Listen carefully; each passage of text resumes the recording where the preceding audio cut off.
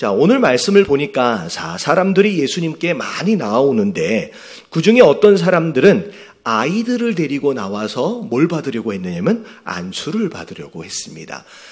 사람들이 지금 예수님을 나름대로 존경받는 랍비로 선생님으로 지금 생각을 해서 축복을 받기 위해서 아이들을 데리고 나온 거예요.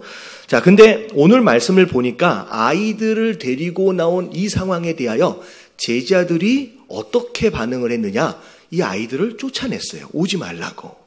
그런 가운데 이제 예수님이 그렇게 하지 말라. 애들이 내게 오는 것을 막지 말라라고 말씀하시면서 오히려 천국이 누구의 것이냐? 이런 어린아이들의 것이다. 이런 어린아이들과 같은 사람들의 것이다. 라고 말씀하시는 내용이 오늘 말씀 전체적인 스토리입니다. 이 말씀을 통하여 하나님께서 우리에게 주시는 중요한 메시지가 뭔지 한 3가지로 좀 정리해서 하나씩 살펴보도록 할 텐데, 자, 첫 번째 내용 같이 한번 읽어보도록 할게요. 시작.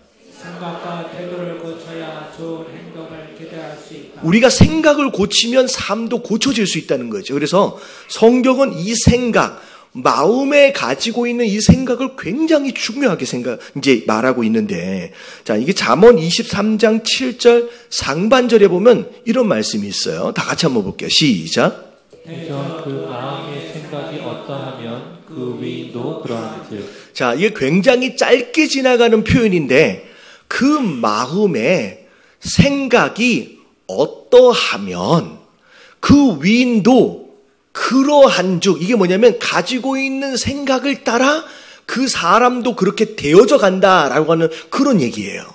다시 말하면 우리가 어떤 행동을 바꾸는 것도 중요하지만 그 생각을 만들어낸 그 속 안의 생각을 먼저 살펴보고 고칠 수 있어야, 그래야 결국 행동도 바꿔질 수 있다라고 하는 거죠.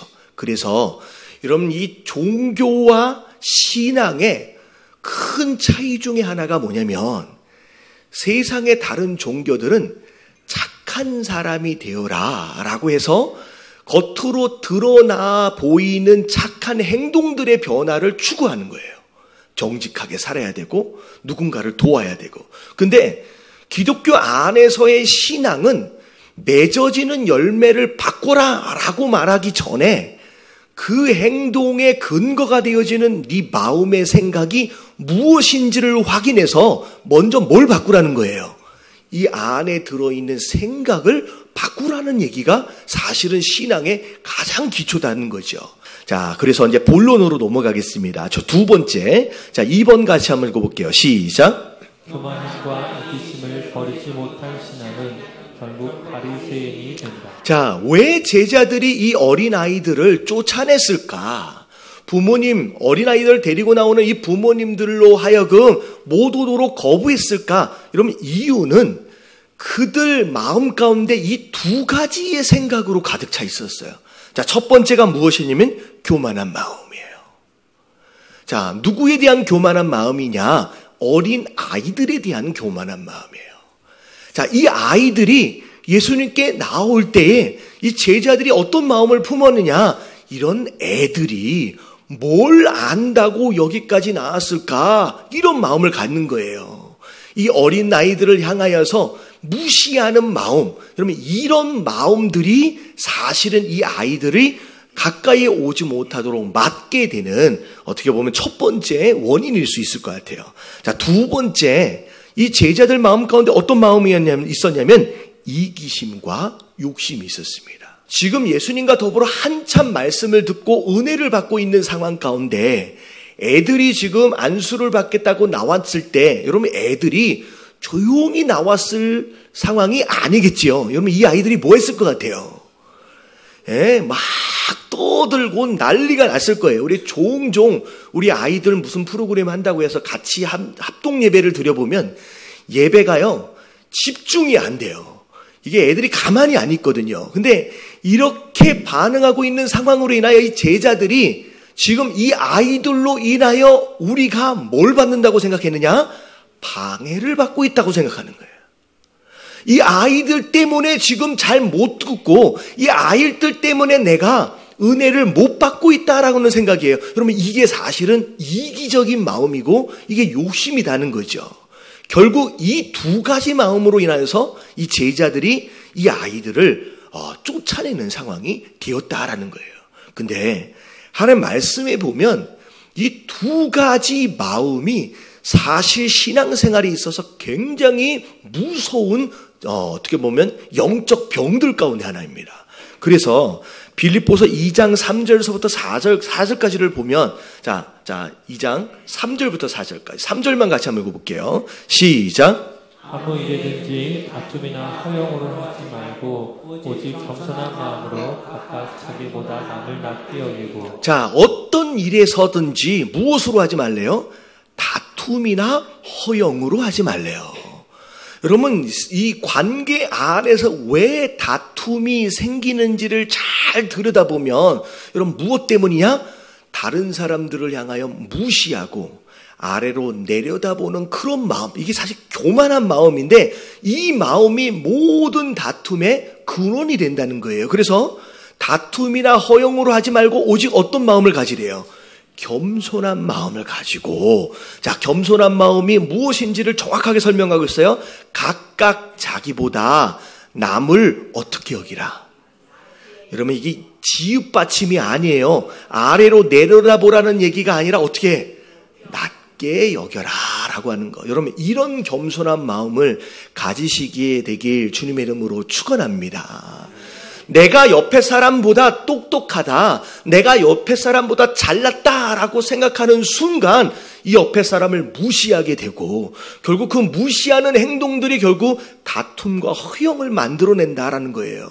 사실 이 마음을 지금 누가 가지고 있느냐? 이 제자들이 이 어린아이들로 인하여 가지게 된 마음이라는 거예요. 자, 두 번째, 자 4절 같이 한번 읽어볼게요. 시작. 각각 자기 일을 돌보뿐더러 또한 각각 다른 사람들의 일을 돌보아 나의 기쁨을 충만하게 하라. 자, 무엇부터 먼저 해야 돼요? 각각 내가 해야 할 일들을 잘 돌봐라. 그건 네 책임이니까. 근데 중요한 건 뭐냐면 내가 한 일을, 해야 할 일들을 다 했다고 끝난 게 아니에요. 그 다음에 뭐 해야 돼요? 각각 다른 사람의 일을 돌보아 주어라라는 거죠. 이러면 이게 아까 처음에 이야기했던 이기심, 자기 욕심에 반대로 이어지는 얘기예요. 다른 사람의 일을 돌보아주고 혹시나 도움이 필요한 사람이 누구냐라고 하는 것을 살펴볼 줄 아는 그런 마음이 있어야 된다는 거예요. 자, 그러할 때에 무엇으로 충만하게 돼요? 네, 기쁨이 충만하게 된다라고 하는 거예요. 여러분, 가정 안에서도 마찬가지고 이런 교회 공동체 안에서도 마찬가지예요. 그럼 모든 다툼의 근원이 무엇이냐? 그럼 이 두 가지, 교만한 마음과 이기심을 근거로 한 욕심 부리는 마음, 이것이 우리의 모든 공동체와 가정을 무너뜨리는 여러분 영적인 병들 중에 하나다라고 하는 거예요. 여러분, 이것을 여러분 빨리 버리심으로 말미암아, 여러분 행복한 가정과 행복한 신앙생활을 하는 저와 여러분들 되시길 주님의 이름으로 축원합니다. 자, 중요한 건 바로 여기서부터 시작이에요. 여러분, 이 제자들이 가지고 있던 이 교만함과 이기심, 여러분 이게 사실 누구의 이야기냐? 자, 보세요. 지금 예수님이 이 마태복음 안에서 자꾸 시험에 오고 있는 바리새인들을 향하여 막 꾸중하고 계시거든요. 책망하고 계시거든요. 이런 바리새인이 예수님께 지금 혼나고 있는 근본적인 원인이 뭐예요? 여러분, 바리새인이 혼나고 있는 근본적인 원인은 여러분 바리새인이 예배를 잘 드리지 않아서가 아니에요. 여러분, 바리새인이 봉사를 잘 안 해서도 아니고요. 바리새인이 헌금을 잘 안 해서가 아니에요. 바리새인이 계속 예수님께 혼을 나고 있는 이유는 그들 마음 가운데 어떤 마음 때문이에요? 여러분, 이 두 가지 마음 때문이에요. 여러분, 바리새인 마음 가운데 교만이 있었어요. 그래서 세리들과 죄인들을 무시했거든요. 창녀들을 무시했거든요. 그래서 성전 안에 나갈 때마다 뭐 저런 사람들이 교회를 와? 왜 저런 사람들이 기도를 해? 그러면서 그들을 무시했어요. 그러면 이게 바리새인들 마음 가운데 가득 차 있던 교만한 마음이었습니다. 그리고 바리새인은 이기심과 욕심으로 가득 차 있는 사람이에요. 내가 얻어야 할 그 무엇인가를 어떤 이유에서든가 내가 얻지 못하게 되는 상황이다라고 한다면 심지어 예수님이라고 할지라도 뭐 되어져야 한다? 제거되어져야 한다라고 하는 마음을 가진 게 이 바리새인들의 마음이에요. 자, 이런 내용들을 볼 때 여러분 지금 바리새인들 마음 가운데 이 교만함과 이기심, 욕심, 여러분 이 마음이 지금 누구의 마음 안에도 같이 있는 거예요? 이미 제자들 마음 안에도 동일하게 존재하고 있다라고 하는 거예요. 여러분 이게 오늘 말씀의 핵심입니다. 내가 지금 예수님과 함께 있다 하여서, 아니 내가 지금 교회를 다니고 예배를 드리고 있다 하여서 마치 나는 바리새인이 전혀 아닌 것처럼 착각하고 있는 성도들이 거의 99%라는 거예요. 여러분 우리가 여기에서 생각을 전환할 필요가 있어요. 자, 제가 여러분들에게 무슨 말씀을 드리려고 하는지 잘 생각해 보세요. 성경 안에 수많은 인물들이 등장을 해요.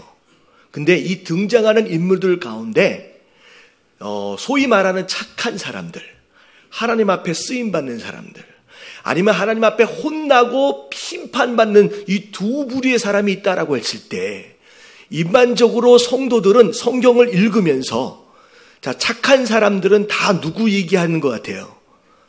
다 내 얘기하는 것 같아. 그리고 나쁜 사람들은 나를 괴롭히는 저 원수들을 얘기하는 것 같아. 그러면 이게 예를 들어서 이렇게 생각해 보세요. 다윗과 골리앗의 이야기를 들으시는 가운데, 말씀을 읽으시는 가운데 하나같이 나는 누구라고 생각해요? 나는 다 골리앗이라고 생각해요? 하나같이 나는 다 다윗이라고 생각해요. 그러면 이 성도들 가운데 그 누구도 내가 골리앗일 수 있다라고 생각하는 사람들은 아마 아무도 없을 겁니다. 근데 사실은 이걸 다시 한번 짚고 넘어가야 돼요. 여러분 다윗의 다윗 되어짐과 골리앗의 골리앗 되어짐은 덩치의 크고 작음에 있지 않아요. 성경을 잘 들여다보면 다윗이 왜 다윗이에요? 다윗은 누굴 의지하고 있어요? 여러분 하나님의 이름을 의지하고 있어요. 그래서 다윗을 도우시는 거예요. 그래서 다윗인 거예요. 여러분 골리앗은 뭘 의지하고 있어요? 자기의 덩치와 자기의 능력, 자기가 들고 있는 무기를 의지하고 있는 거예요. 그래서 골리앗인 거고 골리앗이 그래서 망하는 거예요. 여러분 성경을 잘 들여다보실 때 여러분 내가 만약에 하나님을 의지하고 있는 존재가 아니다라고 한다면 비록 덩치가 작더라도 내가 누구일 수 있다? 내가 골리앗일 수 있다는 거예요. 여러분 성경 안에도 이 말씀도 마찬가지예요. 바리새인은 그냥 나쁜 사람, 남의 이야기로 생각하지 말라는 거예요. 지금 이 제자들 예수님과 더불어 3년을 따라다녔음에도 불구하고 예수님과 굉장히 가까운 것처럼 생각할 수 있겠지만 그들 마음 가운데서도 바리새인들의 그 모습을 그대로 담고 있다라고 하는 거예요. 여러분 이 제자들이 예수님을 담고 있는 게 아니라 지금 누굴 닮은 모습이냐면 바리새인을 너무 담고 있다라고 하는 거예요. 여러분 이 착각에서 벗어나시게 되길 주님의 이름으로 축원합니다. 자, 본론으로 넘어가서 함께 살펴보도록 하겠습니다. 자, 3번 같이 한번 읽어볼게요. 시작. 어린 아이들 같은 사람이 천국을 소유할 수 있다. 자, 예수님께서 아이들이 오는 것을 금하지 말라라고 말씀하시면서 오히려 거꾸로 뭐라고 말씀하시냐면 천국이 바로 이런 사람들의 것이다 라고 말씀하시는 거예요. 이 아이들과 같은 자만이 천국을 소유할 수 있다라고 말씀하시는 거예요. 자, 그러면 과연 어린 아이 같은 사람이다라고 하는 것이 어떤 사람을 의미할까? 일반적으로 이런 말씀을 보면 어린아이 같은 사람 하면 어떤 사람을 생각하게 되냐면 순수한 사람을 생각을 하게 됩니다. 어린아이 같이 순수한. 근데 여러분 어린아이들이 순수하지 않아요. 어린아이들이 순수하지 않아요. 우리 애들을 키워보신 엄마들한테 물어보세요. 애들이 제일 이쁠 때가 언제예요? 잘 때가 제일 이뻐요. 그래서 제가 이제 둘째가 브랜든인데 얘가 이제 4살인데 내년에 5살이 돼요. 근데 하여튼간 제가 이제 운전을 하려고 이제 밴에 딱 타면 물을 달래요. 과자를 달래요. 근데 준비를 다 해놨다가 종종 준비를 못 해놓을 때가 있거든요. 근데 지금 물이 집에 있다. 집에 가서 줄게 라고 이야기해도 집에 있는 물을 언제 달래요? 지금 달래요. 와, 이게 이야기가 안 돼요. 그러니까 이 아이는 아빠가 어떤 상황인지 개의치 않아요. 그게 어디 있는지 상관하지 않아요. 그냥 내가 원하는 것은 지금 이 순간 내 입으로 뭐 해야 돼요? 들어와야 되는. 그러면 이건 아이들이 그냥 이기심과 욕심으로 가득 찬 여러분 죄인이다라는 얘기예요. 그래서 죄송합니다. 요한복음 8장 44절에 보면 이런 얘기가 나와 있어요. 한번 같이 한번 읽어볼게요. 이상한데. 자, 같이 한번 읽어볼게요. 시작. 너희 아비 마귀에서 났으니 너희 아비의 욕심대로 너희도 행하고자 하느니라. 우리가 누구로부터 났어요? 아비 마귀로부터 났어요. 그래서 태어나는 순간서부터 우리 마음은 그냥 뭘로 가득 차 있어요? 그냥 욕심으로 가득 차 있어요. 이러면 아이들처럼, 어린 아이들처럼이라는 얘기는 순수하다는 얘기가 아니에요. 착하다는 얘기가 아니에요. 그럼 뭘 이야기하는 것이냐? 자, 2가지를 이야기를 하는 겁니다. 어린 아이 같다는 얘기는 바로 이런 얘기예요. 자, 1번 같이 한번 읽어봅니다. 시작. 자신의 연약함과 부족함을 스스로 인정할 줄 아는 사람. 여러분 이게 동물들, 짐승들과 비교하여 볼 때 여러분 사람만큼 연약한 존재가 없는 것 같아요. 여러분 이게 망아지나 송아지 같은 경우에 시골에서 이게 태어나는 것을 혹시 보신 분 혹시 계세요? 혹시 계시나요? 한 번도 못 보셨어요? 저도 못 봤는데 TV에서 봤는데 너무 신기한 게 땅 태어나는 순간 불과 5분에서 10분이면 이 송아지나 망아지는 일어나서 걷습니다. 근데 그런 짐승들에 비해서 우리 인간이 여러분 일어나서 스스로 걸을 수 있는 때까지는 얼마나 기다려야 되느냐? 거의 1년을 기다려야 돼요. 사람이 대단한 존재인 것처럼 생각할 수 있거든요. 근데 여러분 사람만큼 연약한 존재가 없어요. 일어나서 걷는 데만 1년이 걸려요. 심지어 부모님하고 제대로 된 커뮤니케이션, 언어를 구사할 수 있는 나이는 심지어 3년 이상이 지나가야 그때 말이 터져요. 여러분 동물들은 태어나자마자 이게 커뮤니케이션이 가능해요. 근데 사람은요 서는 것도 잘 못하고 이러면 말하는 것도 잘 못하고 진짜 연약한 존재. 그래서 인간 스스로 생각할 때에 누가 인정하든 강요하든 상관이 없이 연약하고 부족한 것을 인정할 수밖에 없는 존재가 바로 어린아이 같은 존재입니다. 그리고 심지어 그래서 그런지 이 어린아이들은 2번째 같이 한번 읽어볼게요. 시작. 철저하게 부모님만을 바라보고 의지하는 사람. 무조건 무슨 일만 생기면 누구 찾아요? 엄마 찾아와. 그리고 아빠 찾아요. 그러면 이게 인간적인 모습이에요. 우리 어린아이 같은 모습이에요. 여러분 저는 철저하게 부모님만 바라보고 의지한다라고 하는 이 표현을 제가 하면서 저는 그런 마음이 그 생각이 났는데 제가 한번 말씀을 드린 적이 있어요. 제 큰애가 14살이에요. 근데 14살인데 큰애가 한 3살 때 정도였던 것 같아요. 집에서 밥을 하고 국을 끓이고 이렇게 하는데 이게 뜨거운 국을 퍼다가 식탁 위에 놨거든요. 근데 이게 이제 뒤면 안 되니까, 만지면 안 되니까 팔로 갖다 이렇게 했어요. 이거 가리고. 근데 이렇게 하고 있는 사이에 얘가 요 사이로 손을 넣어가지고 뜨거운 국을 갖다가 확 당겨버린 거예요. 그러더니 그 땡겼는데 여기하고 자기 무릎 위에다가 쏟아버렸어요. 그래서 어마어마하게 크게 화상을 입었습니다. 심지어 손은 얼마나 큰 화상이었냐면 지금도 자국이 있어요. 이따가 에밀리 한번 봐보세요. 여기 자국이 있거든요. 이게 아직도 안 없어진 게 이게 심지어 손이 제대로 기능을 할 수 있을 것인가 라고 하는 걸 걱정할 수 있을 만큼 이게 검사를 다 했어요. 지금 흉터만 남고 제대로 됐거든요. 근데 이 허벅지에다가 그걸 쏟았는데 이 애들을 키우면서 부러지고 다치는 다른 상처는 기부스하면 끝나거든요. 근데 이 화상은요, 이게 진짜 무서운 거예요. 이게 한국에서는 이 화상을 어떻게 치료하는지는 잘 모르겠는데 제가 미국에 있을 때인데 어떻게 이걸 치료하냐면 이 밑에서 새살이 올라와야 되잖아요. 이 새살이 계속 올라올 수 있도록 하기 위해서 위에 있는 죽은 살을 계속 벗겨내야 돼요. 그래서 이 3살밖에 안 된 아이를 아침 저녁으로 어떻게 치료를 해야 되냐면 계속 병원을 못 가니까 이 아이를 다 손을 장모님이랑 해가지고 다 손을 잡고서 이 손하고 이 다리하고 딘대를 이게 이제 약을 받아서 거즈를 이렇게 덮어놓은 거거든요. 거즈를 딱 벗긴 다음에 노랗게 피부가 위에 올라와 있어요. 껍데기가. 그러면 이걸 아침 저녁으로 거즈를 가지고 이걸 빡빡 긁어서 벗겨내야 돼요.